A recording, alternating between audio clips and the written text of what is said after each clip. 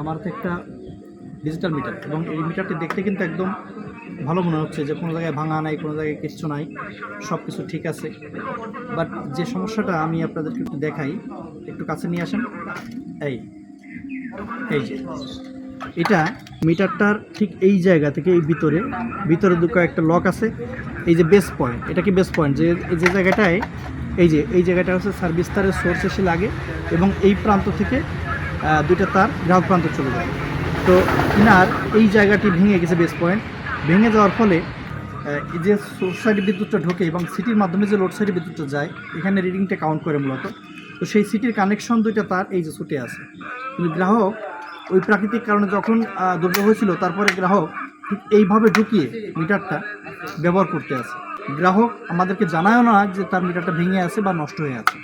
তো আজকে আমাদের একজন কর্মী গেছিলো বকেয়া আদায় করতো, দীর্ঘদিন যাবৎ বিল তার বাকি। তো গিয়ে দেখে আজকে ডিসপ্লে সাদা, মিটারটা কাটতে যখন গেছে তখন গিয়ে দেখে মিটারটি ভাঙা।